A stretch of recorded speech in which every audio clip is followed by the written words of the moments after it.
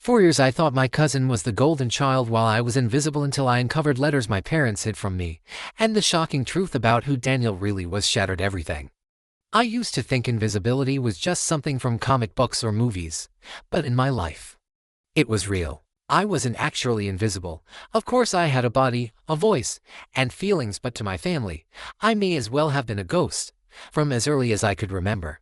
My cousin Daniel was treated like the golden child, the one who could do no wrong, while I was the afterthought, the spare chair at the table, the voice no one heard. At family gatherings, Daniel's achievements were praised, displayed, bragged about like trophies.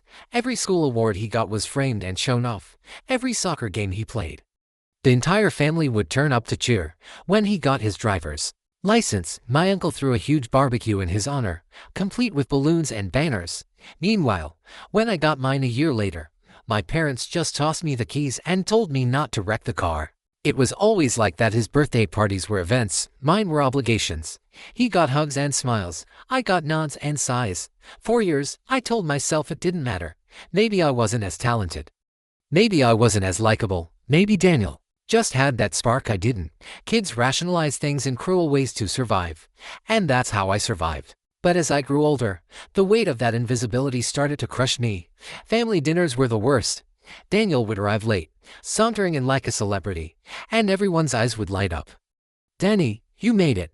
His grandmother would cry, rushing to hug him. He'd crack a joke, and the whole table would roar with laughter. I could say the exact same thing 10 minutes later and be met with silence. Even when I tried harder, better grades, sports, activities, it was never enough. Daniel was the star, and I was the background. 4 years, resentment bubbled inside me. Though I tried to smother it, he was my cousin, not my enemy. But I couldn't help it. I hated how small they made me feel, how little space I was allowed to take up.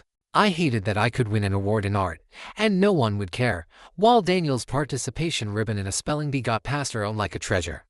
Things escalated one Thanksgiving when we were both in high school. Daniel announced he'd been accepted into a prestigious prep academy. The room exploded with cheers and applause, and his father made a toast to his bright future. I sat there, gripping my fork, thinking of how just 2 weeks earlier I'd been accepted into an advanced academic program myself. No one said a word about it. I wanted to scream, "I matter too," but instead, I sat quietly, invisible as always. 4 years, I thought that was just the way things were, that Daniel was loved more, and I was just destined to be the forgotten one. But then I learned the truth, and it turned my resentment into something else entirely, something darker, more complicated. It started the summer after college. Daniel and I were both back in town, staying with our families. One night, unable to sleep, I wandered into the attic of my parents' house. It was cluttered with boxes, old clothes, and forgotten memories. I wasn't looking for anything in particular, but curiosity pulled me deeper. That's when I stumbled upon a box labeled with my name. My heart thudded. Why would there be a whole box of things with just my name on it? I pulled it down, coughing from the dust, and opened it. Inside were letters, dozens of them, some in envelopes, some just folded papers, all addressed to me. My hands shook as I picked one up. It was written in a shaky, slanted handwriting. "To my sweet grandchild, I hope one day you'll read this and know that I love you, grandchild." It was from my grandmother, the same grandmother who had always doted on Daniel, who seemed to forget I even existed.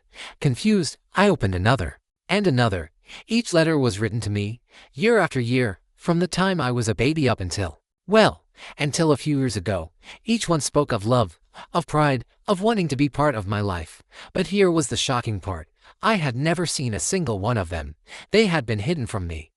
My parents had kept them for over 20 years. They had intercepted every letter my grandmother sent me, every card, every note. They had let me grow up believing she didn't care about me, that I was unworthy, when in fact she had been reaching out all along. My head spun. Why would they do that? Why keep me from someone who loved me? Why make me feel invisible on purpose? I confronted my mother the next day. Letters spread out across the kitchen table like evidence at a trial. She went pale when she saw them. My father walked in, and the look they exchanged told me everything. They had wanted this secret buried forever. My mother stammered, "We did it to protect you." "Protect me from what?" I demanded. "From love, from my own grandmother." My father sat down, rubbing his face. "You don't understand. Your grandmother favored Daniel, yes. But she had her reasons. Reasons we didn't want you to know. My chest tightened. What reasons? He hesitated, then sighed. Daniel isn't just your cousin. He's your brother. The room tilted. The words didn't make sense at first, but then they sank in like a knife. My brother, my cousin was my brother. They explained everything in fragments, their voices low and careful. When my mother was very young, she had gotten pregnant unexpectedly with Daniel. But for reasons I still don't fully understand, my parents raised him as their nephew, not their son. They said it was to protect appearances, to keep the family from scandal. Daniel grew up believing his parents were his real parents, while I grew up believing I was simply his cousin. But my grandmother had never forgiven them for the deception. To her, Daniel was always her first grandchild, the one who had been stolen from her by lies. So she doted on him, showered him with love and attention, and in the process, I became invisible. I was the child she couldn't see past the betrayal. But then, why the letters? Why write to me at all? I read them again and realized something I hadn't noticed before. They weren't just letters of love, they were letters of apology. She had written things like, "I'm sorry you've been caught in the middle," and "I hope one day the truth will be told." She had wanted me to know she cared. She had wanted me to know I wasn't forgotten, even if her actions said otherwise. My parents admitted they kept the letters because they didn't want me to know the truth about Daniel. They didn't want me to feel overshadowed by a brother I didn't know I had. But the irony was brutal. They have created that very shadow by hiding everything.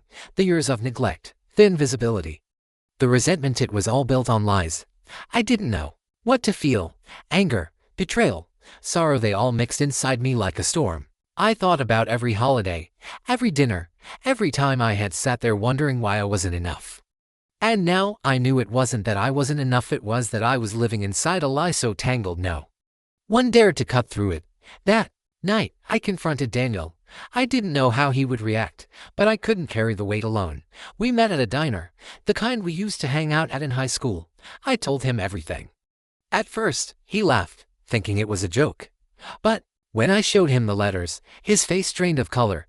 "So, you're saying we're brothers?" I nodded. His eyes darted around the diner, like the walls were closing in. They lied to me my whole life. For once, Daniel wasn't the golden child. He wasn't the confident, adored cousin. He was just a guy whose entire identity had been ripped out from under him. And I realized something in that moment. I wasn't invisible anymore. Not to him. We sat there for hours, not really knowing what to say.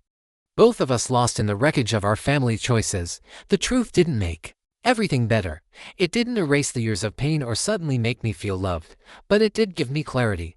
I wasn't invisible because I was unworthy. I was invisible because the adults in my life had built walls of lies, and I had been trapped behind them. In the weeks that followed, I read every letter my grandmother had written. I cried over some, raged over others, but in the end, they gave me something my parents never did, the truth. Now, when I think of my childhood, I don't just see the neglect. I see a hidden thread of love, tucked away in dusty boxes, waiting for me to find it. And though it came too late, it still matters. It means I wasn't invisible after all, I was just hidden. And maybe, finally, I can step into the light. If you enjoyed the video, don't forget to hit that like button and subscribe for more content like this.